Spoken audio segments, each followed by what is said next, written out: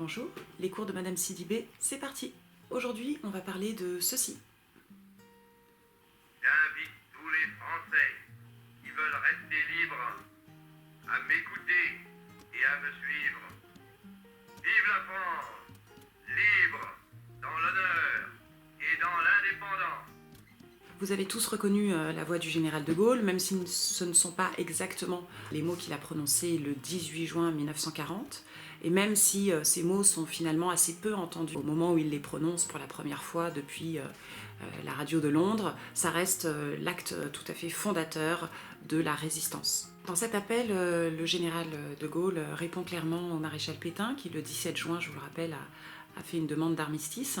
De Gaulle considère au contraire que la France doit poursuivre les combats, parce qu'elle n'est pas seule, et de fait, il sera rejoint par certaines colonies françaises. Dès l'été 1940, le gouverneur d'Afrique équatoriale française, Félix Éboué, décide par exemple de rejoindre cette France libre. Et puis, durant ce même été 1940, plusieurs milliers de volontaires français rejoindront De Gaulle à Londres et formeront alors les premiers volontaires des FFL, ou Forces françaises libres. Les FFL sont également composés de soldats coloniaux ou étrangers et montrent qu'il existe encore une France combattante dans la Seconde Guerre mondiale. Parallèlement à cette résistance extérieure, une résistance se développe aussi à l'intérieur du territoire français. On l'a déjà un peu évoqué quand on a étudié ceci.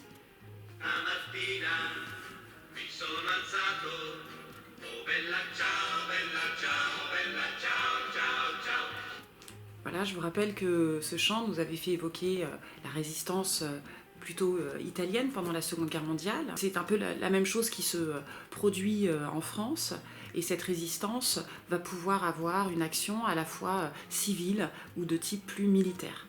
La résistance intérieure est divisée en mouvements de résistance qui ont finalement assez peu de contact entre eux dans un premier temps.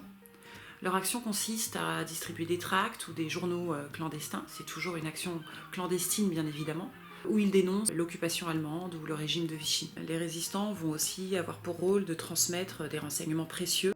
Ils peuvent avoir une action de type plus militaire, en participant à des réseaux d'évasion, pensez au travail sur Lucie Aubrac, en commettant des actes de sabotage ou en s'organisant en maquis combattants. Les résistants risquent bien évidemment leur vie quotidiennement et encourent une répression extrêmement violente et menaçante, menée à la fois par l'armée allemande ou par la milice française. Vous allez devoir retenir l'année 1943 comme particulièrement importante parce que Jean Moulin, une grande figure de la résistance, qui d'ailleurs, suite à une trahison, perdra la vie cette même année 1943, eh bien, Jean Moulin parvient à unir tous les mouvements intérieurs de résistance dans le CNR, ou Conseil national de la résistance.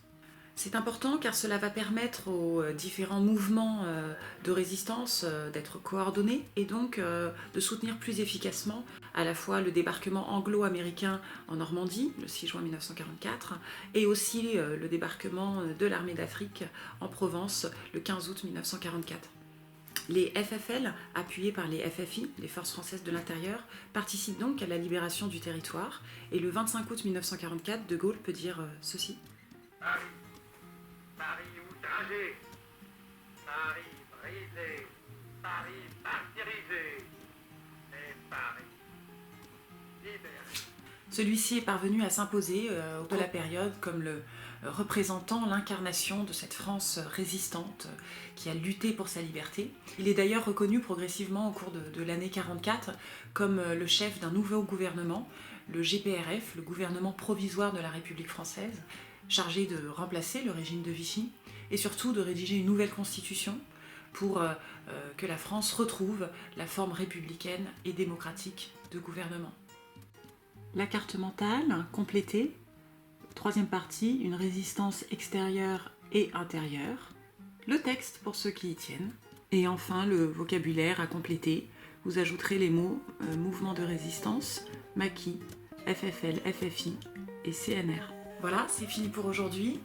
Il nous reste une dernière partie dans ce chapitre. La prochaine fois, nous verrons comment la République a été restaurée en France. À très bientôt.